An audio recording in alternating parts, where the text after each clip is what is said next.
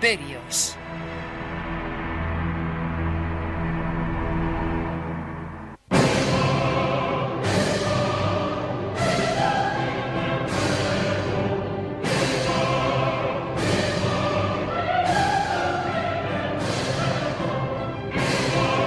Los fieles se estremecían de frío.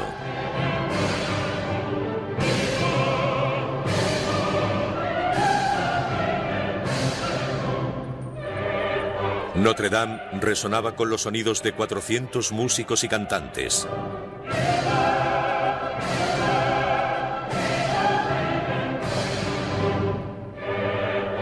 El joven nacido en la isla de Córcega avanzaba impaciente. Napoleón Bonaparte, de 35 años, estaba a punto de ser coronado emperador de Francia. He encontrado la corona de Francia en el arroyo, dijo, y la he cogido. Era el 2 de diciembre de 1804. En el transcurso de 3 años, las conquistas de Napoleón extenderían su imperio por casi toda Europa y gobernaría a más de 70 millones de personas. Desde los antiguos Césares, no se había conocido a un hombre con tanto poder. Napoleón cambió el mundo. Fue un hombre que prosperó basándose en su origen, en su entorno y en sus aptitudes. No ha vuelto a existir un hombre como él que dominara el mundo como él lo hizo. ¿Quién era Napoleón? Era una mano dentro de una camisa con un extraño sombrero. Si enseñamos el sombrero y la mano dentro de la camisa, en Japón, Estados Unidos o Francia, todo el mundo sabrá que hablamos de él. Que ce soit aux États-Unis, que ce soit en France, on dira Napoléon. Sobre todo era un hombre ambicioso. Le encantaba el poder. Decía, amo el poder como el músico ama su música. Hizo todo lo que estuvo en su mano para lograr sus propósitos.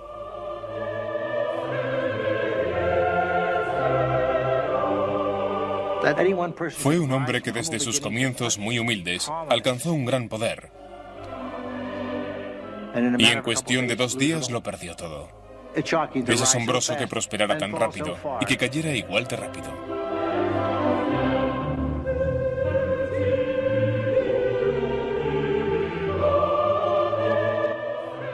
Napoleón subió en solitario los escalones hasta el altar.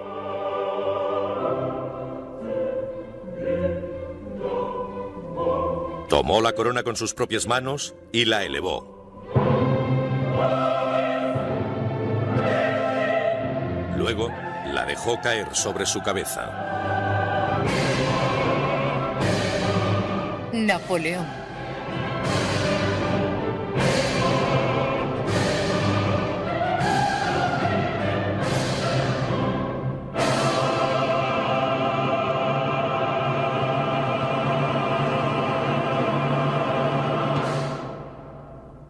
Esa mañana le había dicho en voz baja a su hermano, si nuestro padre pudiera vernos ahora.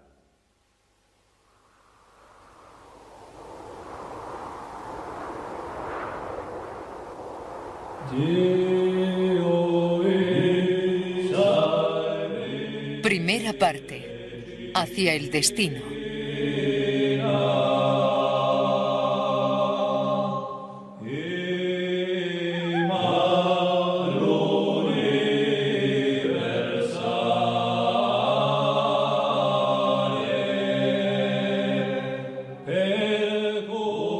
En la primavera de 1760, Leticia y Carlo Buonaparte cruzaban las montañas que se extendían por el interior de la isla de Córcega. Eran patriotas corsos, decididos a rechazar al ejército francés que había invadido su diminuta isla. Los corsos eran solo 100.000 o 120.000 personas, en su mayoría campesinos o pastores. Tenían pocas armas de fuego, poca pólvora, y tenían que defenderse contra una población de 22 millones de franceses. En aquel momento, el país más avanzado de toda Europa.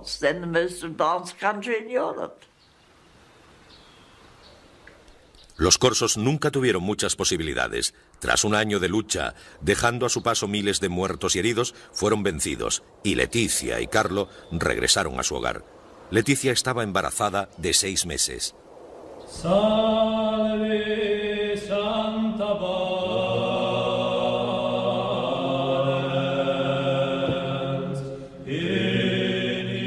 Ese verano Leticia celebraba la fiesta de la Asunción, cuando sintió los primeros dolores del parto.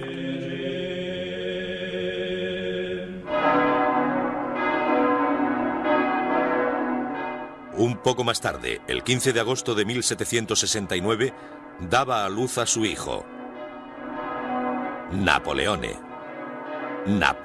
Bonaparte. Nacido justo después de la amarga conquista francesa, Napoleón pasaría su infancia odiando a Francia, el país que él mismo gobernaría algún día. Nací cuando Córcega moría, escribiría Napoleón tiempo después. 30.000 franceses se lanzaban contra nuestras costas, ahogando el trono de la libertad en olas de sangre. Los llantos de los moribundos, los gemidos de los oprimidos y las lágrimas de los desaparecidos rodearon mi cuna desde el momento de mi nacimiento. Córcega era ahora una colonia francesa. Situada en el Mediterráneo, entre Francia e Italia, durante siglos, Córcega resistió ferozmente a los invasores, romanos, moros y genoveses. Tras la victoria francesa, los corsos rebeldes huyeron hacia las montañas donde continuaron su lucha. Pero el padre de Napoleón, Carlo, un estudiante universitario de 23 años, se rindió fácilmente. Pronto llevaría pelucas empolvadas, levitas bordadas y zapatos con hebillas de plata. Napoleón nunca le perdonó que traicionara su herencia corsa. Tiempo después diría de él que le gustaban demasiado los placeres. Creo que Napoleón siempre guardó rencor a su padre por haberse sometido. Pero pobre Carlo, sabía que había perdido la batalla. Se dio cuenta que los franceses ya estaban allí. Por eso decidió vivir con ellos e intentar hacerlo lo mejor posible. Carlo empezó a ejercer como abogado y ganó las elecciones a la Asamblea Corsa. Su estima aumentó ante los gobernantes franceses. Pero Napoleón pocas veces dijo algo bueno sobre él. Dejaba sus oraciones para su madre, la bella y tenaz Leticia. Como madre, diría, era única.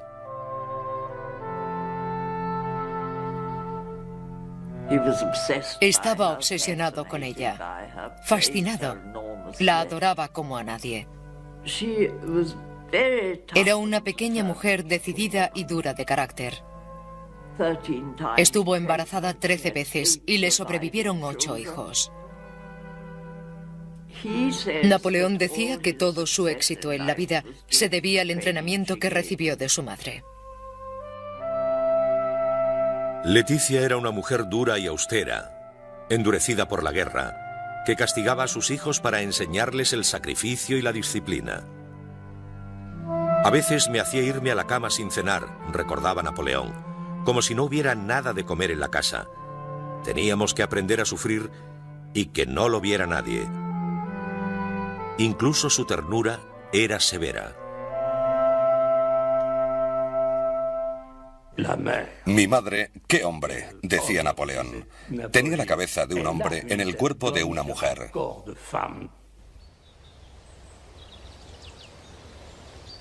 Carlo y Leticia eran propietarios de una casa en el campo y de otra en la ciudad, símbolos de su posición social. Eran aristócratas corsos, pero no eran ricos.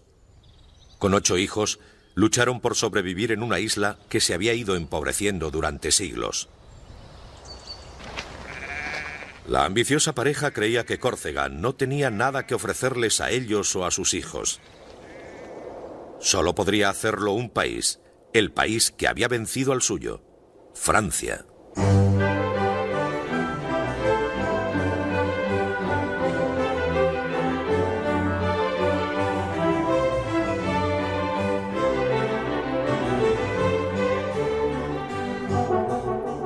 Como miembro del Parlamento corso, Carlo viajó a Versalles. Allí fue testigo del esplendor de la corte francesa con toda su majestuosidad.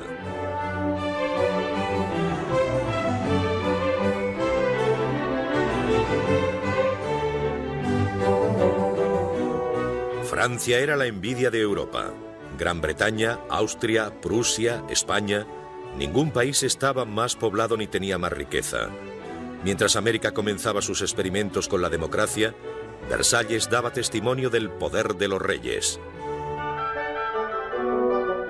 Carlo era solo un provinciano sobrecogido.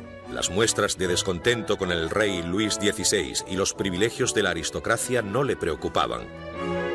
Que la reina María Antonieta y una frívola corte estuvieran arruinando los valiosos recursos de Francia no hicieron que Carlo dejase de admirar los placeres de los que era testigo. Soñaba con que un día sus hijos serían nobles en aquella reluciente ciudadela de poder en la que él no tenía cabida. Durante años, Carlo había preparado un plan. En Versalles consiguió que se hiciera realidad. Logró una beca para Napoleón en un colegio de Francia. El padre de Napoleón fue un escalador social, con una gran ambición. Quería que sus hijos tuvieran una oportunidad en la vida, y Napoleón la aprovechó.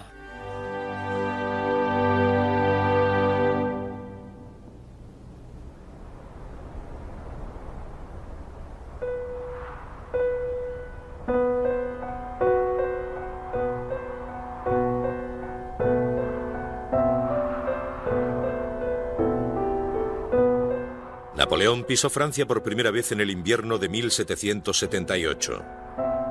Un joven de 9 años, bajo de estatura y acostumbrado al calor del Mediterráneo, de repente se encontró solo en las llanuras azotadas por el viento del norte de Francia. Un becado en el colegio militar de Brienne-le-Château. Casi no sabía hablar francés. Durante los siguientes 5 años no tendría vacaciones ni visitaría su hogar. No quería a Francia. Se seguía viendo a sí mismo como un sujeto rencoroso hacia un rey extranjero. Él se veía como corso. Estaba rodeado de estudiantes, hijos de aristócratas franceses. No tenía nada que ver con ese pequeño extranjero.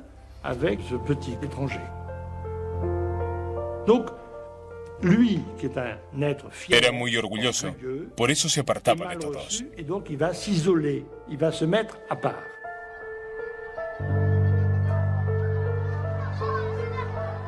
Sombrío, reservado e impopular, Napoleón respondió a sus compañeros de clase que se reían de su acento y su débil complexión con desafío. «Haré todo el daño que pueda a estos franceses», le dijo a un compañero. Napoleón se convirtió en un francófobo. Odiaba a Francia y a los franceses. Lo pasó muy mal hasta que lo olvidó todo. Napoleón volvería sus simpatías hacia Francia, pero no sin que pasaran años de resentimiento y lucha.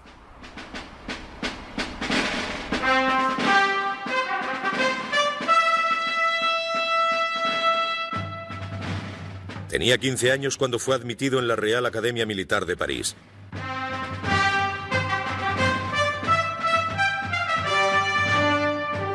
Junto con los hijos de algunas de las grandes familias de Francia, conocería los esplendores de la civilización francesa. La Real Academia era más una escuela que convertía a los militares en caballeros que una simple academia militar. Fuimos espléndidamente alimentados y servidos, decía Bonaparte, tratados como si fuéramos oficiales de gran riqueza. El pobre adolescente corso se seguía sintiendo como un extranjero. Había entrado en un mundo de opulencia y lujo, pero solo le servía para encender su desprecio por los privilegios y esnovismos de la nobleza francesa. Un profesor lo describió como callado y solitario, claramente egoísta, orgulloso, ambicioso y que aspiraba a todo. Llegaría lejos, decían sus informes escolares, en circunstancias favorables.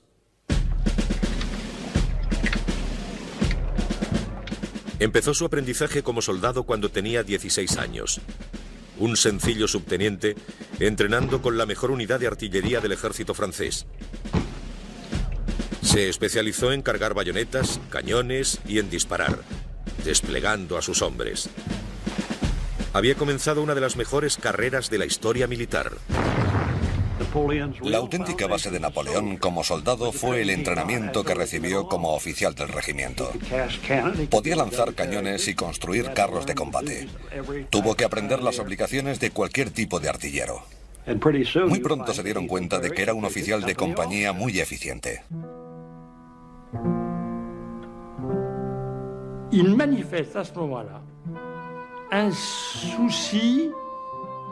Durante esta época, Napoleón mostró un gran deseo por aprender. Leyó historia,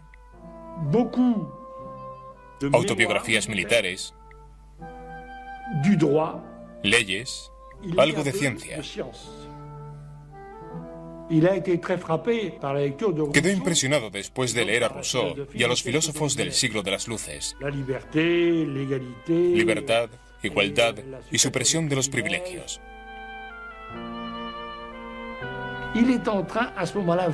Estaba en proceso de encontrarse a sí mismo. Pero para un soldado nacido en Córcega, la promesa de libertad e igualdad era solo un sueño. Bonaparte sabía que no podría llegar a ningún lugar. Pensaba que el régimen no le dejaría alcanzar la posición con la que soñaba. Las mejores posiciones estaban reservadas para los nobles, mientras que Napoleón venía de la nobleza secundaria, de la gente pobre.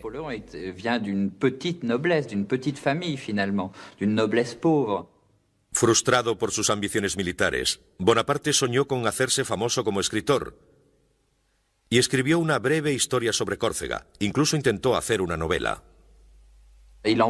Estaba furioso con el régimen porque le condenaba a soñar con su destino. Tan solo podía escribir novelas, pero quería que su vida fuera como esas novelas, y aquello no era posible bajo el viejo régimen.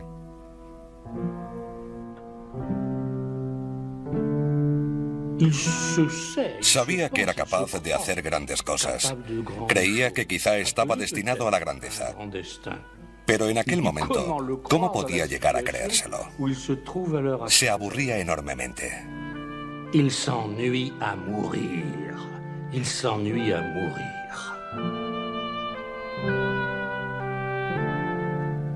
Siempre solo entre hombres, escribió Bonaparte. Llego a casa para soñar y para dedicarme con todas mis fuerzas a la melancolía. Mis pensamientos se detienen en la muerte. ¿Qué ira me conduce a desear mi propia destrucción? No hay duda, porque no veo lugar para mí en este mundo. Fue la revolución lo que liberaría a Bonaparte.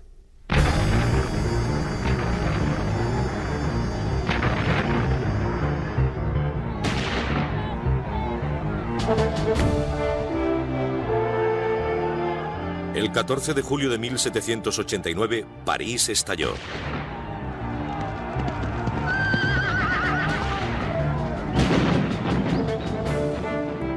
Una multitud enfurecida se lanzó a las calles gritando libertad, igualdad y fraternidad. Francia sufrió disturbios.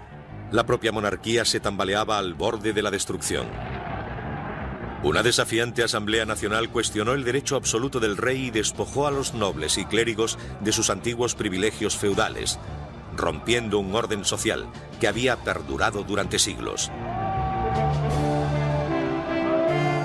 Tras años de injusticia y desigualdad, había comenzado la revolución. Tardaría años en acabar. Mientras la revolución tomaba impulso, Bonaparte servía en el ejército lejos de París. Desconfiaba de la multitud enfurecida, pero daba la bienvenida a los cambios que transformarían al país. Lo cierto es que él no fue un revolucionario antes de comenzar la revolución. Pero Bonaparte vio la revolución como una buena noticia. Tuvo un impacto casi religioso en él, porque de repente sintió que la revolución iba a abrir la sociedad francesa, que aboliría los privilegios y pondría fin a las jerarquías y al tipo de condescendencia que el propio Napoleón había sufrido en su juventud.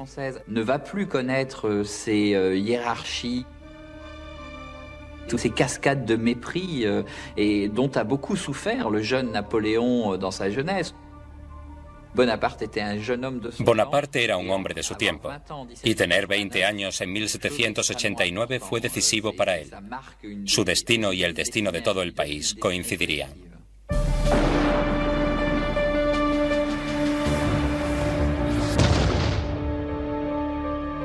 En el verano de 1792, Bonaparte se dirigió a París y fue testigo del fin de la monarquía francesa. En junio, una multitud asaltó el Palacio de las Tullerías y mostró al rey el gorro rojo de la revolución.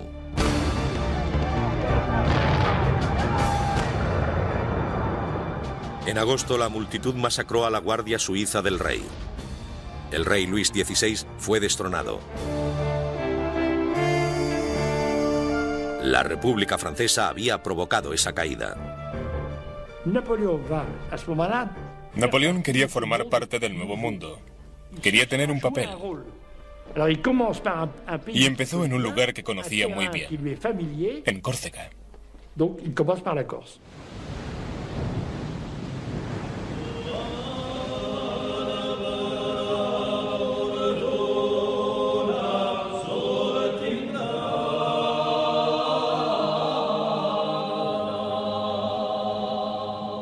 Bonaparte tenía 23 años, era un revolucionario idealista cuando abandonó el ejército francés y regresó a Córcega.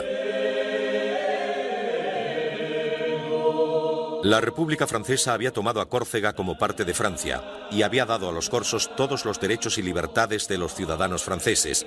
Bonaparte, un teniente de la Guardia Nacional de la isla, se lanzó a la política corsa. Pasquale Paoli era el gobernador de la isla. Paoli había sido el héroe de la infancia de Bonaparte, el líder de la guerra corsa contra Francia.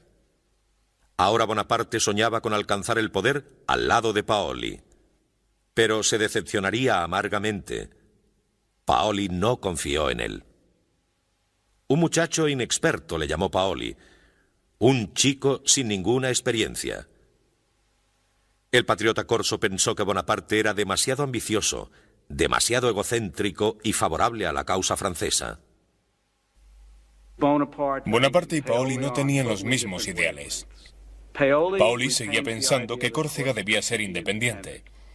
Pero esta vez Napoleón Bonaparte pensaba que era una buena idea que Córcega formara parte de la Francia revolucionaria. Tenía una doble personalidad, tanto corsa como francesa. Pero durante mucho tiempo, Napoleón ignoró que era francés. Llevaba tiempo siendo francés, pero él no lo sabía. Napoleón quedó unido a Francia por el ejército y por un sentimiento natural. Su larga educación allí le había cambiado las ideas.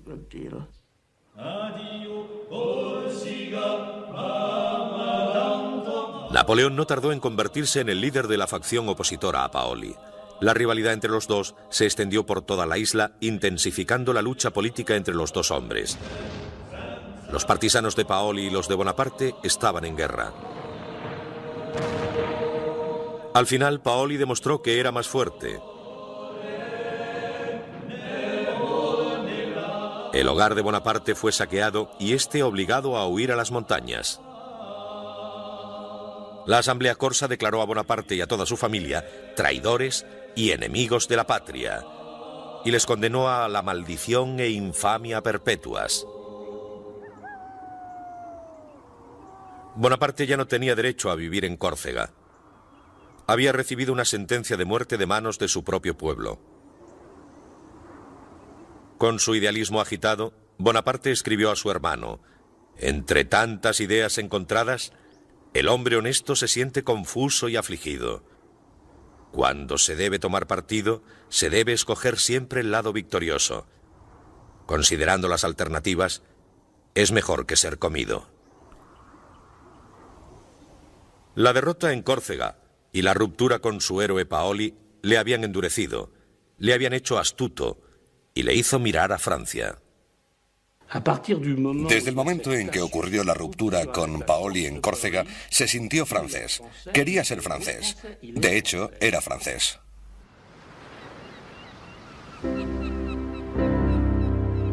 En junio de 1793, embarcó hacia Francia con su madre viuda, sus 3 hermanos y sus 3 hermanas, refugiados que llevaban con ellos todo lo que tenían en el mundo. Con 24 años, era desterrado para siempre de la tierra que le vio nacer. Fue un error. Se sintió muy frustrado. No pudo hacer lo que quería. Pero cuando abandonó Córcega, su ambición era tan grande que olvidó los objetivos que tenía trazados. Se tornaron en una ambición por controlar Francia, luego Europa y posiblemente el mundo. Su ambición le hizo olvidar las esperanzas y errores de su niñez.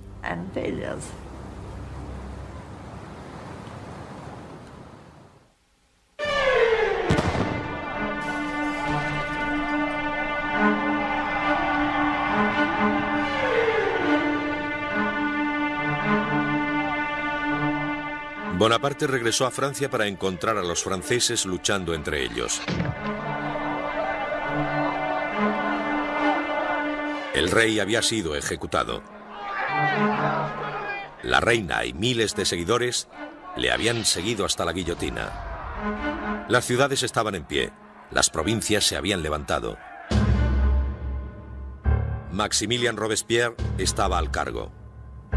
El líder austero y moralizante suspendió la Constitución, prometiendo salvar la República de sus enemigos a cualquier precio. La revolución se convirtió en terror.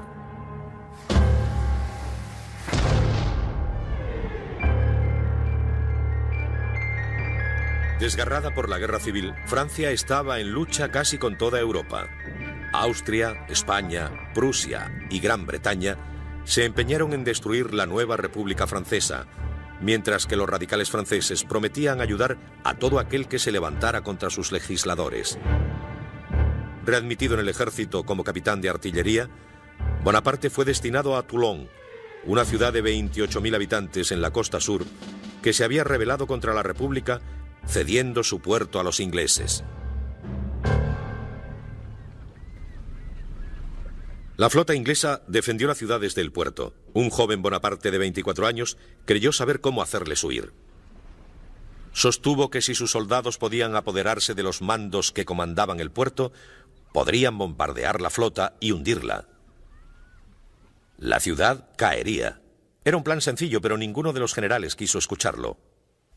El ejército francés de la Revolución parecía a veces un paraíso de ineptos. Los generales de Tolón eran incompetentes. Finalmente, un general escuchó sus planes y dijo: naturalmente. Esta fue la primera gran oportunidad de Bonaparte. Con los oficiales de la aristocracia huyendo del país, había un gran vacío.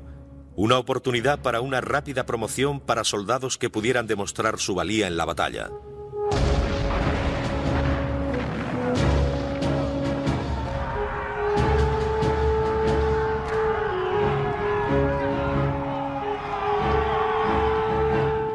Bonaparte luchó valientemente, liderando a sus hombres en el asalto al fuerte que guardaba la cima, resultando herido en el muslo por una bayoneta enemiga. 10 barcos ardieron en llamas. Los ingleses huyeron. Toulon fue reconquistado y Bonaparte ascendió. En solo 3 meses, había ascendido de capitán a brigadier general.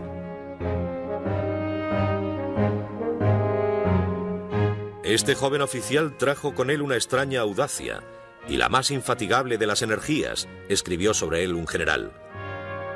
Si necesitaba un momento de descanso, lo hacía sobre el suelo envuelto en su levita. Toulon fue importante en la vida de Napoleón porque fue allí donde todo empezó. Pero hay que decir que sus acciones no tuvieron nada de especial. Cualquier joven oficial hubiera hecho lo mismo, pero le tocó a Napoleón y eso le hizo famoso. La República continuaba la lucha por su vida, enfrentándose con sus enemigos más allá de las fronteras, con revueltas dentro del propio país. Con Francia en medio del caos, amenazada por todos los flancos, Robespierre no mostró misericordia en sus esfuerzos por controlar la unidad y el orden. No se puede asegurar la libertad, dijo, a no ser que cortemos la cabeza a los criminales. Decidido a hacerse oír, Bonaparte escribió un tratado político apoyando a Robespierre. El joven soldado odiaba el terror, pero odiaba el caos aún más. Bonaparte era un hombre de orden. Para él, el orden tenía que servir a unos ideales. Exactamente la misma idea que tenía Robespierre. Era necesario suspender las libertades en nombre de la libertad para salvaguardarla. Para salvar la República era necesario suspender las libertades individuales. En el verano de 1874 cayó el gobierno de Robespierre. Ahora les tocaba morir a los que habían sembrado el terror, incluido Robespierre.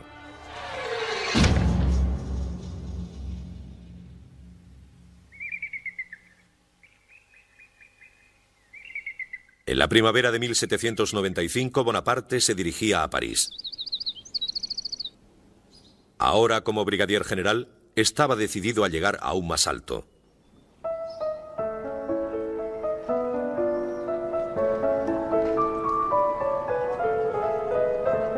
Francia tenía un nuevo gobierno constitucional. La guillotina, los disturbios callejeros, la guerra aún candente en la frontera, todo parecía olvidado.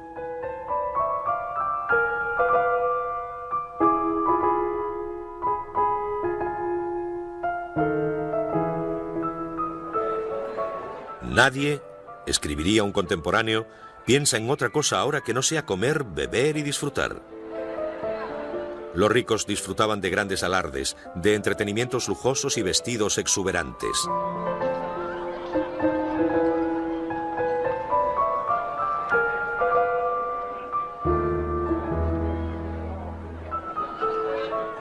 Bonaparte frecuentaba los salones donde las mujeres que dominaban la sociedad parisina salvaguardaban la corte.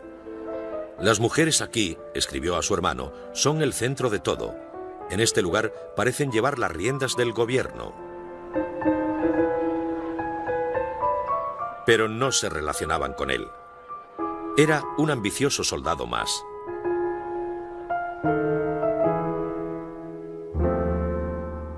Una noble de la época recordaba: aún recuerdo su cara.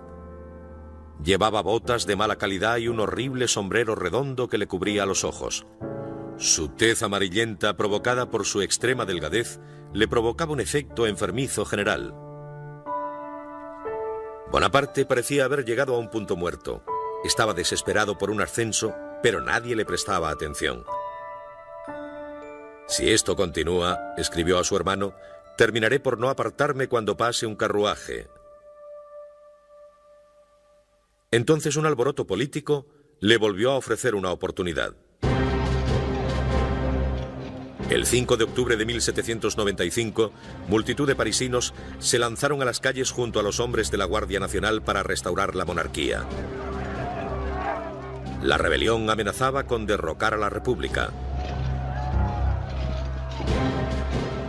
El gobierno llamó a Bonaparte para que detuviera el ataque. No había muchas más posibilidades. Cuando estalló esta rebelión, no había ningún general competente en París. Pero allí estaba el joven Bonaparte. Era un hombre de convicciones. Había que darle esa misión. Napoleón no iba a ser discreto. Usaría todas las armas a su alcance. Nadie había usado cañones en París antes de esta revuelta.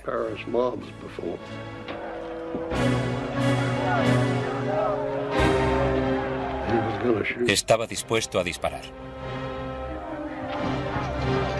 Esperó hasta que pudo ver el blanco de los ojos de los enemigos.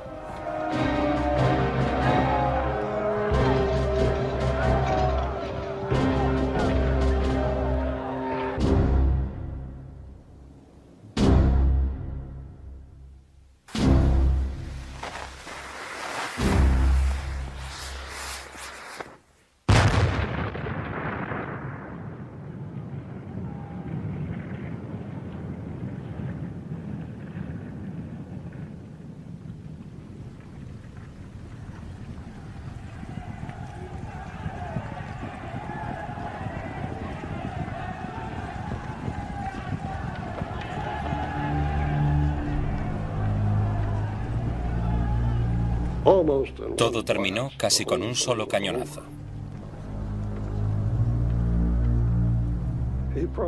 Probablemente mató a cientos de personas. No era un hombre muy famoso en las bases, pero después de aquello se convirtió en el hombre de las calles de París. Bonaparte escribió a su hermano: "El enemigo nos atacó. Matamos a muchos de ellos. Ahora todo está en calma. No puedo sentirme mejor".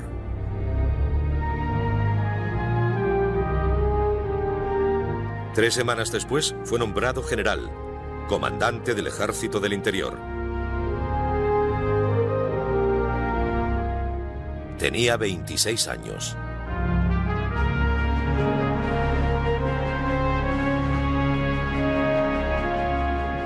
Bonaparte era ahora un hombre a tener en cuenta.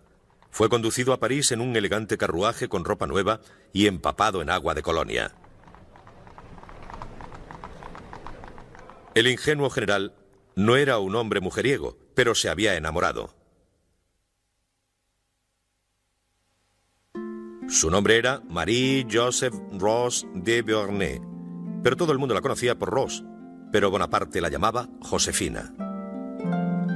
Era una aristócrata criolla de la colonia francesa de la Martinica, una viuda de 32 años con 2 niños pequeños, agobiada por las deudas y que intentaba abrirse camino sola en París. Lánguida, con una indiferencia que rayaba en la indolencia, era famosa por ser una mujer refinada, encantadora y con gracia. Se decía que incluso se metía en la cama con elegancia. Josefina era una mujer con un gran encanto, sensualidad y, si no guapa, al menos ágil y de movimientos ondulantes. La belleza es algo que todos admiramos, pero la belleza sin encanto es como una comida sin especias. Napoleón solía decir: "Yo soy tímido con las mujeres. Madame de Beauharnais ha sido la primera mujer que me ha dado confianza". Josefina era lo que podríamos llamar una mujer algo adelantada a su tiempo. Se había casado joven. Su marido había muerto en la guillotina. Había tenido un romance con alguien que la ayudó. Y se sabía que había tenido varios romances con hombres de la alta sociedad francesa. Nadie tenía más poder que Paul Barras, la figura más poderosa del nuevo gobierno. Josefina era su amante, una mujer de influencia en los salones de moda de París. Bonaparte vio en ella un mundo de poder. Era el centro de la sociedad. Tenía todo tipo de contactos. Era alguien que le podía servir de mucha ayuda. Yo creo que se enamoró perdidamente de ella.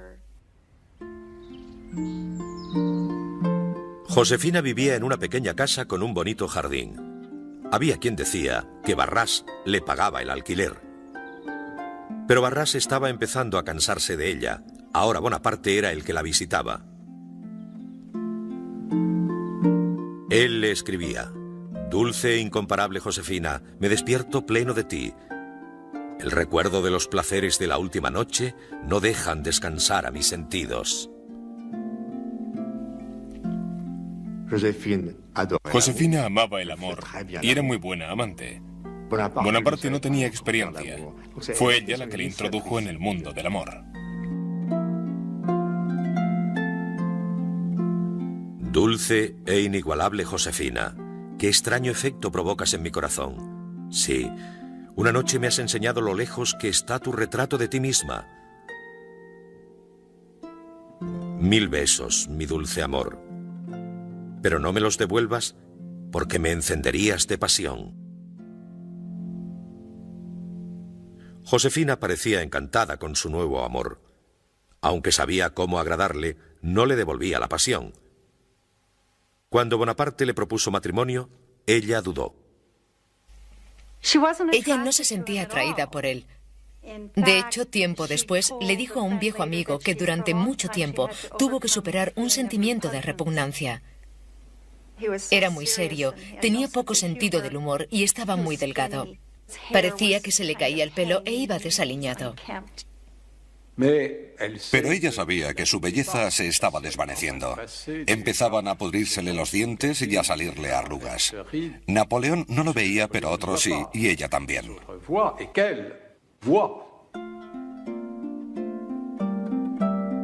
Su aspecto decaía y sus dudas se amontonaban. Necesitaba un protector.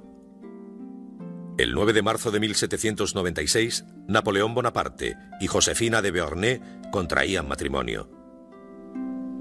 Un medallón esmaltado en oro fue el regalo de boda del general a su novia. En él hizo grabar las palabras «Hacia el destino».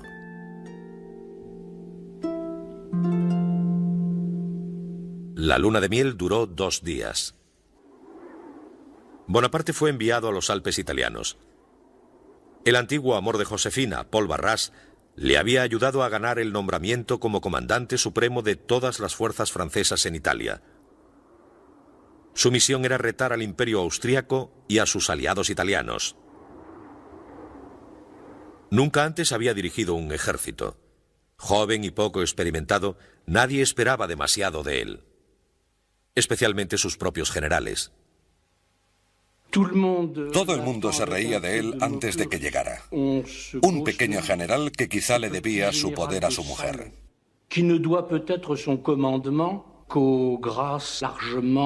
Entonces llegó él, y al momento, los veteranos que se habían reído de él entendieron perfectamente que él estaba al cargo de todo.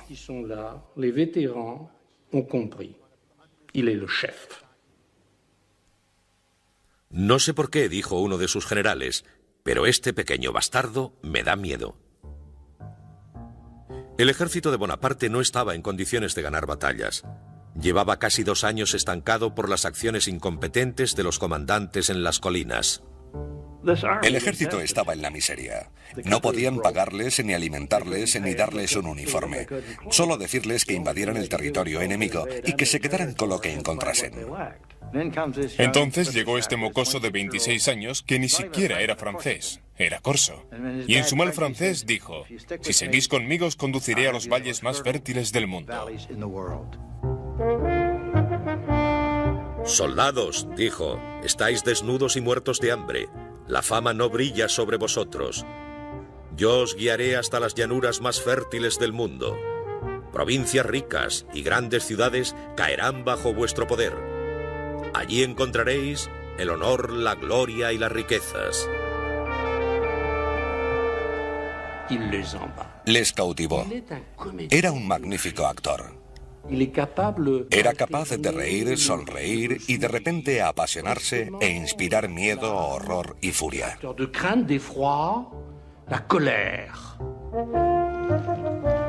El 2 de abril de 1796, Bonaparte marchó con su ejército. Eran menores en número, 38.000 franceses enfrentados a 38.000 austriacos y sus aliados, 25.000 piamonteses. Bonaparte planeó aislar a los austriacos de los piamonteses y luego conquistarles por separado. Primero, atacaría al Piamonte.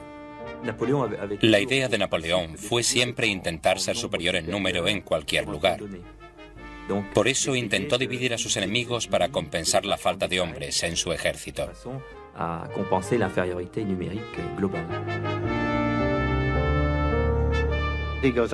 Se dirigió a las montañas y desplegó sus fuerzas.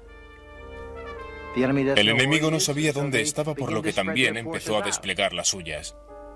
En el último momento, concentró rápidamente sus fuerzas, consiguió la superioridad numérica necesaria y les aplastó. Fue veloz. El ejército de Napoleón podía caminar 45 kilómetros diarios. A los piamonteses les costaba llegar a los 4 o 5 al día. Napoleón dijo que no había nada de teoría en la guerra. Hay que hacer lo que hay que hacer y hacerlo rápido. Sorprender al enemigo y dejarle atónito si se puede. Moverse rápidamente y ser cruel con él. En solo 2 semanas ganó 6 batallas. Hizo miles de prisioneros y acabó con el ejército piamontés. Uno de los oficiales piamonteses se quejaría después. Enviaron a un loco que atacaba a derecha e izquierda, por detrás y por delante. Es una forma intolerable de hacer la guerra. El 26 de abril, el Piamonte se rindió. Bonaparte pidió oro y plata y pagó a sus tropas el primer dinero auténtico que veían en muchos años. «Soldados», dijo, «os lo agradecemos». Mientras Bonaparte lideraba a sus soldados hacia la batalla, nunca dejaba de pensar en Josefina, escribiendo carta tras carta a diario.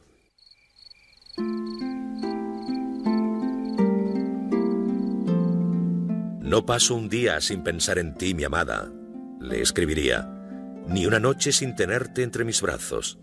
Maldigo la gloria y la ambición que me mantiene lejos de mi alma y de mi vida. Siempre que tengo problemas para solucionar algo, pongo la mano en mi corazón donde late tu retrato. Solo tengo que mirarlo y mi amor es la felicidad completa. Un beso a tu corazón y otro mucho más abajo, mucho, mucho más abajo».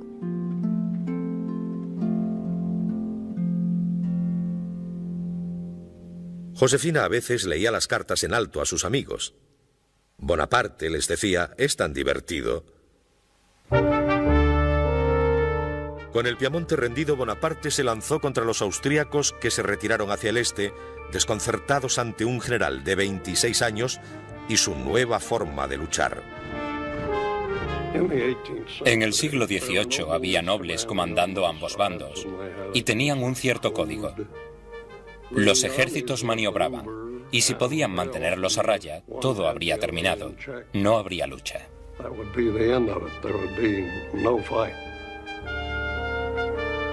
Napoleón fue de alguna manera el primer general moderno. No se acomodó a esos viejos excéntricos del otro bando.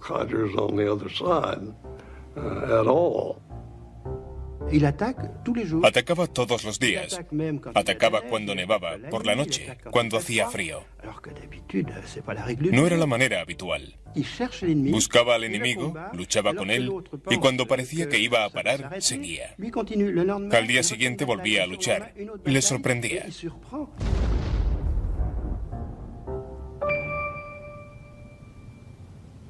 Mientras los austríacos huían, su retaguardia esperaba detener a Bonaparte, haciéndole parar en la pequeña ciudad italiana de Lodi.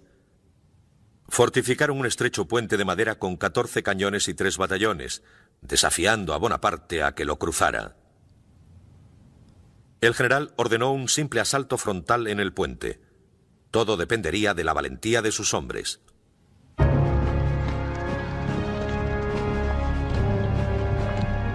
Se había ganado su admiración con su rápida sucesión de victorias. Ahora descubriría si también se había ganado su confianza. ¿Cómo se anima a los hombres a hacer algo así? Es cuestión de carisma. Tenía una tremenda presencia. Napoleón era un maestro a la hora de motivar a sus soldados.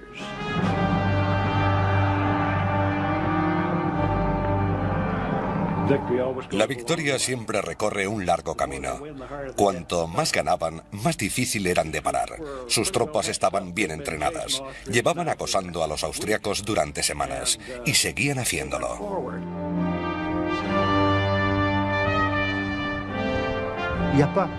No había tácticas. Las tropas llegaban entusiasmadas y sorprendían rápidamente al enemigo. Era una cuestión de entusiasmo. Todo el mundo se lanzaba a la batalla. Todos se arriesgaban hasta la muerte.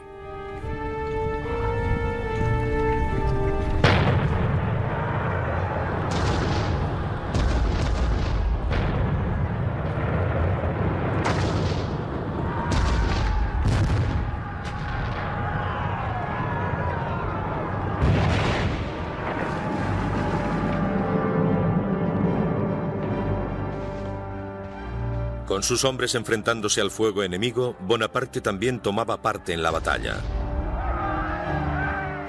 Él se encargaba del cañón, que era un trabajo físico, pero siempre estaba de pie con ellos.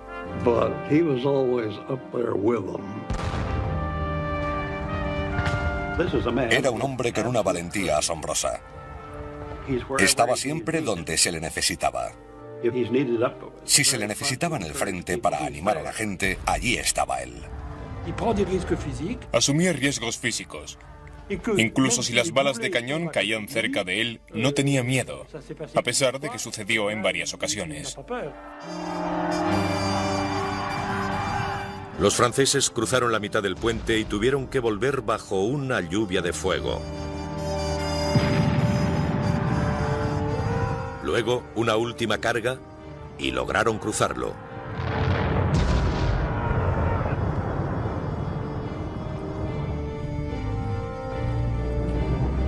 Las armas austriacas quedaron en silencio. Pensaron que estarían a salvo bajo el puente y de repente los franceses lo cruzaron y derrotaron a los pocos que quedaban vivos. Fue una operación espectacular. No fue una gran batalla. Las bajas no fueron demasiadas, pero había impuesto su deseo a sus propios hombres y al enemigo. No fue una gran victoria. De hecho, el ejército austriaco escapó. Pero Bonaparte se había ganado el respeto y la devoción de sus hombres. Salió de allí sudoroso, mugriento y cubierto de pólvora. A las tropas les gustó aquello. Empezaron a llamarle el pequeño jefe. Se identificaba con ellos. Era de los suyos.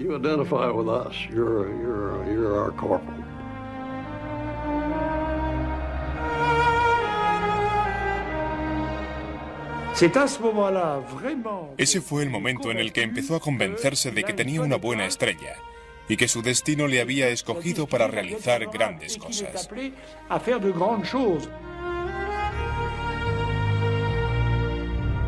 Todavía no han visto nada, dijo Bonaparte a uno de sus generales. En esta época, nadie tiene la más ligera concepción de lo que es la grandeza. Me corresponde a mí darles ejemplo. Algo ocurrió en aquel momento, algo quizá inexplicable. Fue como un destello.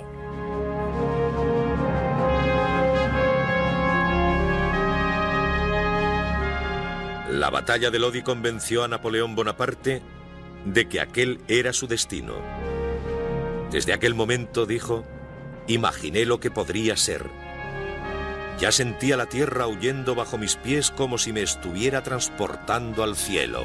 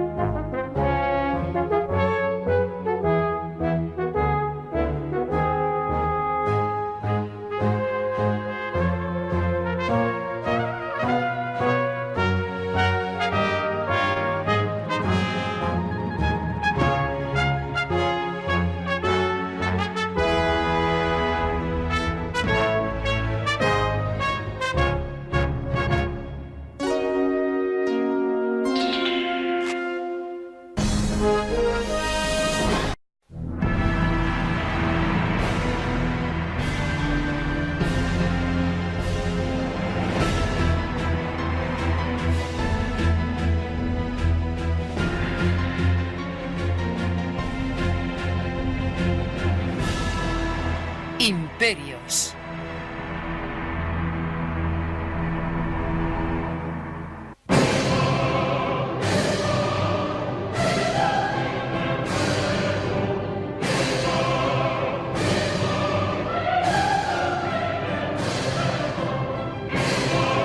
Los fieles se estremecían de frío.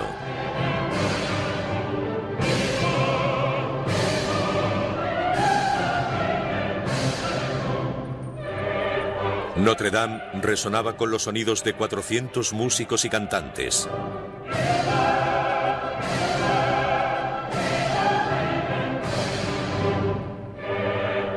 El joven nacido en la isla de Córcega avanzaba impaciente. Napoleón Bonaparte, de 35 años, estaba a punto de ser coronado emperador de Francia. He encontrado la corona de Francia en el arroyo, dijo, y la he cogido. Era el 2 de diciembre de 1804.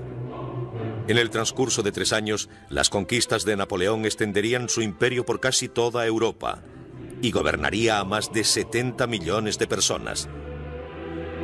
Desde los antiguos Césares, no se había conocido a un hombre con tanto poder.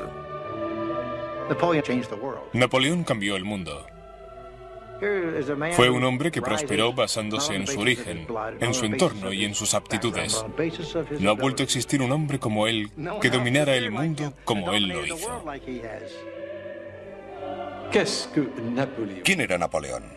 Era una mano dentro de una camisa con un extraño sombrero. Si enseñamos el sombrero y la mano dentro de la camisa, en Japón, Estados Unidos o Francia, todo el mundo sabrá que hablamos de él. Que ce soit aux États-Unis, que ce soit en France, on dira Napoléon. Sobre todo era un hombre ambicioso. Le encantaba el poder. Decía, amo el poder como el músico ama su música. Hizo todo lo que estuvo en su mano para lograr sus propósitos.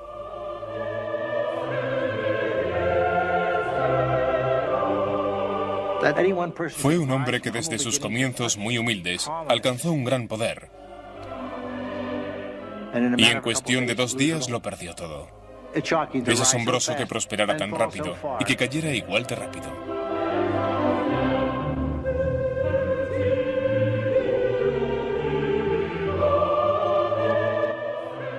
Napoleón subió en solitario los escalones hasta el altar.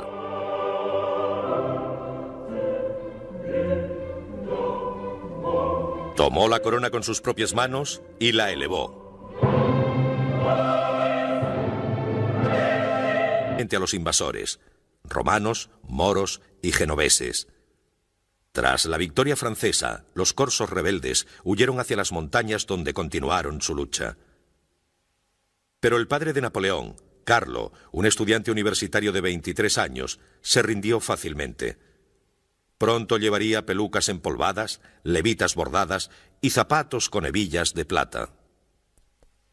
Napoleón nunca le perdonó que traicionara su herencia corsa. Tiempo después diría de él que le gustaban demasiado los placeres. Creo que Napoleón siempre guardó rencor a su padre por haberse sometido. Pero pobre Carlo, sabía que había perdido la batalla. Se dio cuenta que los franceses ya estaban allí. Por eso decidió vivir con ellos e intentar hacerlo lo mejor posible.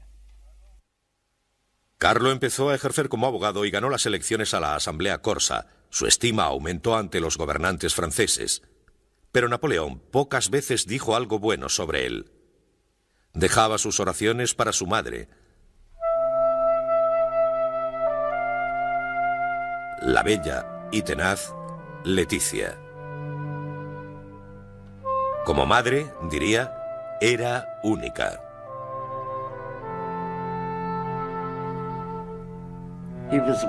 Estaba obsesionado con ella, fascinado. La adoraba como a nadie.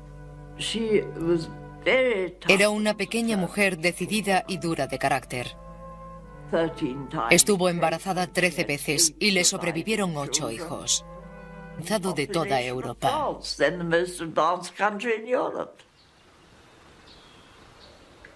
Los corsos nunca tuvieron muchas posibilidades. Tras un año de lucha, dejando a su paso miles de muertos y heridos, fueron vencidos, y Leticia y Carlo regresaron a su hogar.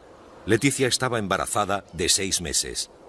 Salve Santa Valens.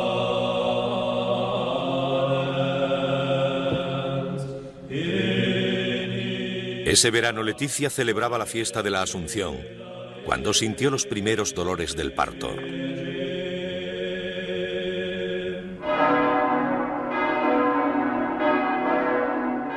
Un poco más tarde, el 15 de agosto de 1769, daba a luz a su hijo, Napoleone Bonaparte. Nacido justo después de la amarga conquista francesa, Napoleón pasaría su infancia odiando a Francia, el país que él mismo gobernaría algún día. Nací cuando Córcega moría, escribiría Napoleón tiempo después. 30.000 franceses se lanzaban contra nuestras costas, ahogando el trono de la libertad en olas de sangre. Los llantos de los moribundos, los gemidos de los oprimidos y las lágrimas de los desaparecidos rodearon mi cuna desde el momento de mi nacimiento. Córcega era ahora una colonia francesa. Situada en el Mediterráneo, entre Francia e Italia, durante siglos, Córcega resistió ferozmente. Luego, la dejó caer sobre su cabeza. Napoleón.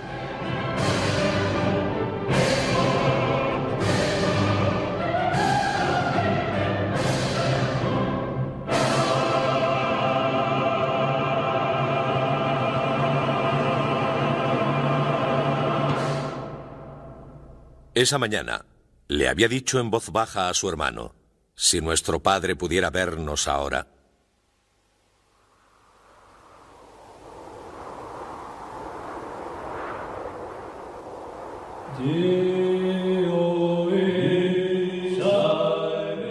Primera parte. Hacia el destino.